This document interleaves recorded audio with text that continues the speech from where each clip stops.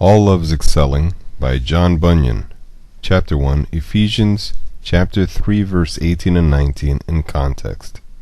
The apostle, having in the first chapter treated the doctrine of election, and in the second of the reconciling of the Gentiles with the Jews to the Father by his Son through the preaching of the gospel, comes in the third chapter to show that also was, as that of election, determined before the world began. Now, lest the afflictions that attend the gospel should, by its raging among these Ephesians, darken the glory of these things unto them, therefore he makes here a brief repetition and explanation, to the end they might be supported and made live above them. He also joins thereto a fervent prayer for them, that God would let them see in the Spirit and faith how they, by God and by Christ, are secured from the evil of the worst that might come upon them.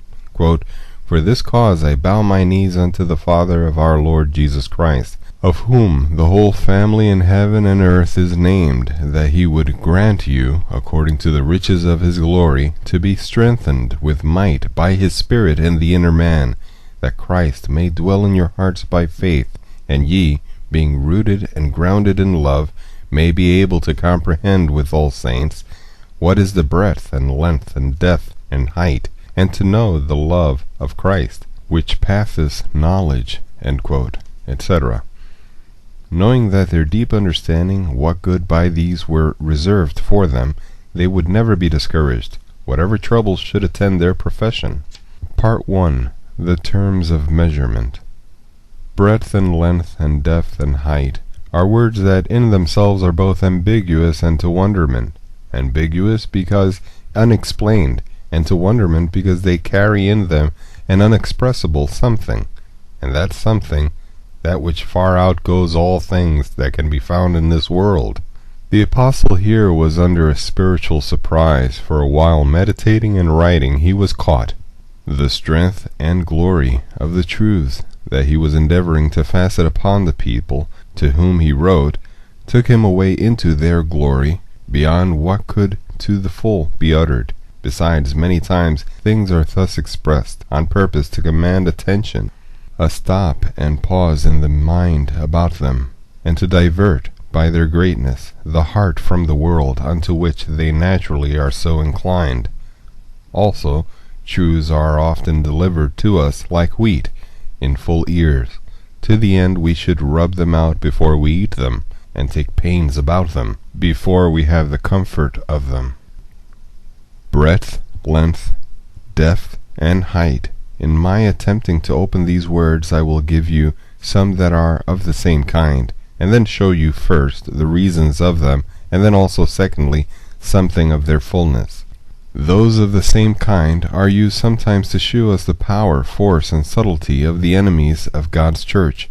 Daniel chapter 4 verse 11, Romans chapter 8 verses 38 and 39. But sometimes most properly to shew us the infinite and unsearchable greatness of God. Job chapter 11 verse 7, 8, and 9. Romans chapter 11 verse 33. They are here to be taken in this second sense, that is, to suggest unto us the unsearchable and infinite greatness of God, who is a breadth beyond all breadths, a length beyond all lengths, a depth beyond all depths, and a height beyond all heights, and that in all his attributes he is an eternal being, an everlasting being, and in that respect he is beyond all measures, whether they be of breadth or length or depth or height. In all his attributes he is beyond all measure, whether you measure by words, by thoughts, or by the most enlarged and exquisite apprehension. His greatness is unsearchable. His judgments are unsearchable. Job chapter 5 verse 9. He is infinite in wisdom. Oh, the depth of the riches both of the wisdom and knowledge of God. Romans chapter 11 verse 33. Quote, "If I speak of strength, lo, he is strong." Job chapter 9 verse 19. Yea, quote, "the thunder of his power, who can understand?" Job chapter 26 verse 14. Quote, "There is none holy as the Lord." 1 Samuel chapter 2, verse 2. Quote, "And his mercy is from everlasting to everlasting upon them that fear." Psalm chapter 103, verse 17. The greatness of God, of the God and Father of our Lord Jesus Christ, is that, if rightly considered, which will support the spirits of those of his people that are frighted with the greatness of their adversaries. For here is a greatness against a greatness. Pharaoh was great, but God more great in power, more great in wisdom, more great every way for the help of his people, wherein they dwelt proudly. He was above them. These words, therefore, take in for his people, the great God who is, in his immensity and infinite greatness, is beyond all beings. Part 2. The reason for their use. They are made use of to show to the Ephesians that God, with what he is in himself, and with what he hath in his power, is all for the use and profit of the believers. Else no great matter is held out to them thereby. Quote, "But this God is our God, there is the comfort. For this cause therefore he presenteth them with this description of him, to wit, by breadth and length and depth and height, as who should say, the high God is yours, the God that fills heaven and earth is yours, the God whom the heaven of heavens cannot contain is yours, yea, the God whose works are wonderful, and whose ways are past finding out, is yours. Consider therefore the greatness that is for you, that taketh part with you, and that will always come in for your help against them that contend with you. It is my support, it is my relief, it is my comfort in all my tribulations, and I would have it yours, and so it will, when we live in the lively faith thereof.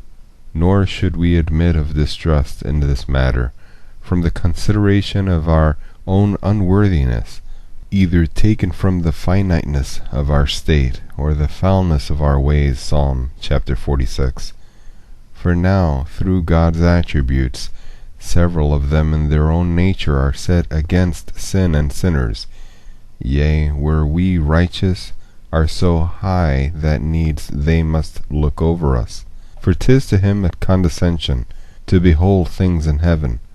How much more then to open his eyes upon such as we, yet by the passion of Jesus Christ they harmoniously agree in the salvation of our souls. Hence God is said to be love, 1 John chapter 4. God is love, might some say, and justice too, but his justice is turned with wisdom, power, holiness, and truth to love, yea, to love those that be found in his Son.